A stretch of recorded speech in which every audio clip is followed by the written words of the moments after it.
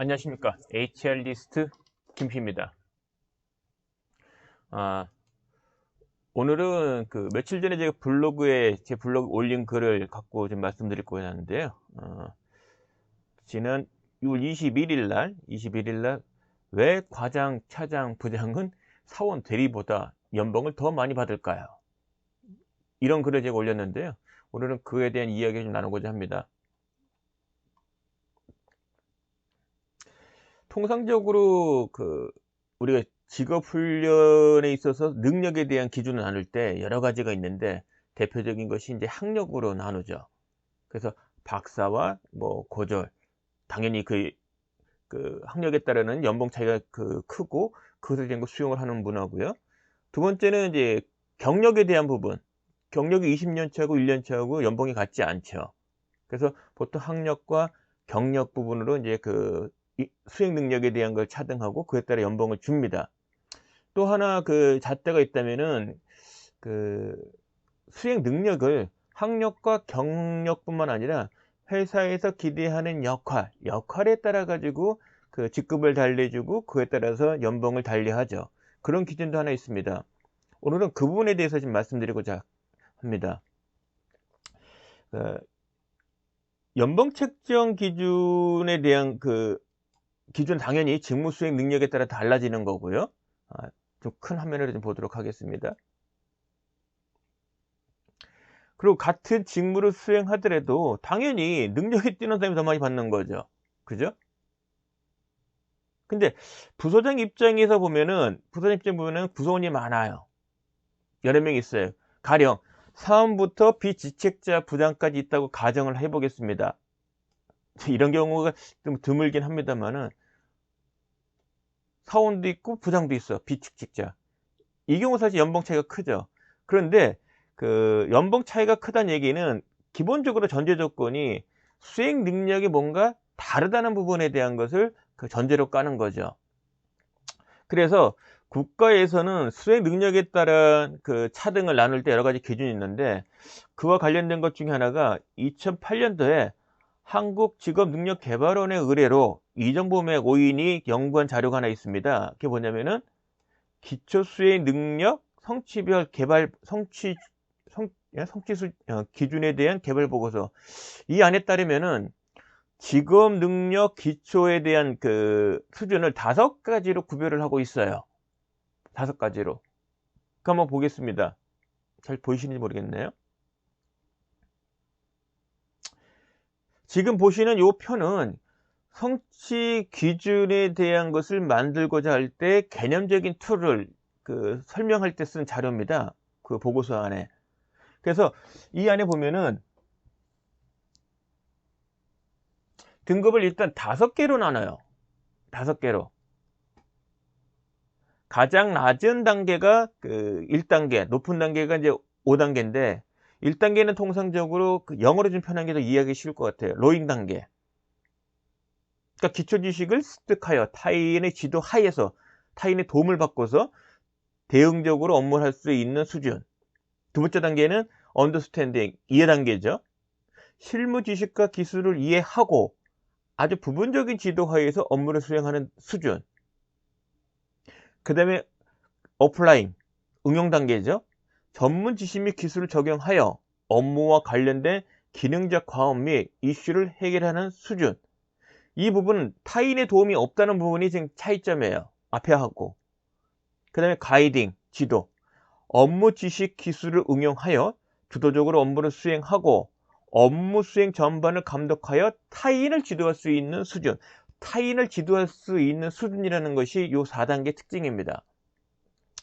그 다음에 크리에이팅, 창조 단계. 심화 지식 및 기술, 경험 등을 활용하여 타인의 중거 모델이 되는 수준의 업무 성과를 창출하고 업무 상황을 전반을 관리하며 타인에 대한 컨설팅을 주도적으로 수행할 수 있는 수준. 그러니까 문제 해결은 당연한 거예요. 그리고 수행하는 업무의 모든 것들이 타인의 모델이 되는 수준이다. 이와 같은 등급으로 수행 능력을 나눌 수 있다는 거죠. 바꿔 얘기하면 1단계부터 5단계까지 연봉이 그만큼 차이가 난다는 이야기가 되겠지요. 자, 그렇다면은 이걸 놓고 봤을 때 사원급은 어디에 해당이 될까요? 사원급은 타인의 도움을 받을 수 있는 상태, 도움이 필요한 상태까지 게 사실 사원급입니다. 대리급이라면 어플라잉, 응용, 도움이 필요 없어요. 그러니까 도움이 필요 없이 여러 개 일을 수행할 수 있는 수준. 과장급이라면은 뭡니까?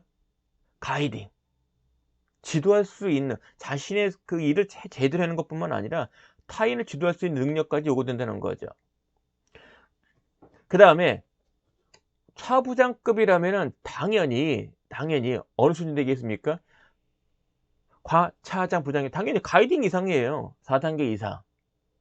따라서 사원 입장에서 본다면 사원이나 대리 입장에서 본다면 차장과 과차장, 사원과 대리 입장에 본다면 과차장 부장들은 우리가 달라야 돼. 최소한 타인을 지도할 수 있는 능력을 갖춰야 돼. 나에게 도움을 줄 수 있는 입장이 돼야 된다는 얘기죠. 그 정도가 돼야 된다. 그래서 그 사내 강사 제도를 도입하고 있는 회사라면 도대체 어느 직급이 그 사내 강사로 활용하면 좋을까라고 고민하실 텐데요. 이와 같은 관점 보더라도 과장급은 당연히 사내 강사가 돼야 된다는 거고, 늦어도 빨라도 빠르면은 대리 마로봉 정도, 곧 과장급이 될 이 계층들은 당연히 사내 강사로서 그 대상이 돼야 된다는 겁니다. 그것이 당연하다는 거예요. 그러니까 사내 강사 역할을 해내야 되는 것은 그 다른 그 사원과 대리 그 직급하고 비교했을 때 차별화되는 포인트이자 당연히 과장 이상이 되면은 강의를 할 수 있는 능력을 갖춰야 된다는 거죠. 비록 사내 강사로 출강을 안 하더라도 강의할 수 있는 능력은 갖춰야 된다. 이런 관점이 되겠습니다. 그러면 왜 과장급부터는 가이딩, 지도할 수 있는 능력이 필요한 거냐? 이에 대한 근거는요. 단위 조직이 리더가 된다면 적어도 3가지 역할은 수행을 해야 돼요. 할 줄 알아야 돼요. 목표 설정, 공정한 평가, 그 다음에 부하 육성. 부하 육성이 실질적으로 뭐 코칭이 되겠지요. 이런 부분을 해내려면 직책자가 되고 나서 그 필요한 능력을 키우는 것이 아니라 직책자가 됐을 때 발휘를 해야 되는 상황이에요. 그런데 목표 설정이나 평가는 크게 어려움이 없어요. 회사에서 정한 가이드대로 필요한 양식 갖고 절차대로 그 가이드에 따라서 진행하면 되는데, 부하 육성 코칭은 하루아침에 그 능력이 나타나기는 어렵죠. 그래서 과장 때부터 그와 같은 능력 발휘가 되도록 교육도 받고 능력도 발휘하는 기회를 가져야 되는 거죠. 쉽게 생각하면 강사로서의 역할 또는 OJT 때 지도 선배로서의 역할, 이런 부분을 해내야 된다는 이야기입니다. 그래서 과장 이상이 된다면 당연히 부서 내에서 사원급에 대한 자신의 전문성과 실무 경험을 전수해야 되고, 그 다음에 회사에서 요구하는 특정한 교과목에 대한 강사로서의 역할도 수행해야 되죠. 대부분은 직무와 관련된 교육이 되겠지요. 그리고 비록 직무 교육이 아니더라도 신규 입사자, 부서 전입자 중에 그 직무 교육에 대한 능력이 필요할 경우, 개발이 필요할 경우 OJT를 실시하게 되는데, 그때 지도 선배 역할도 해줘야 된다는 겁니다.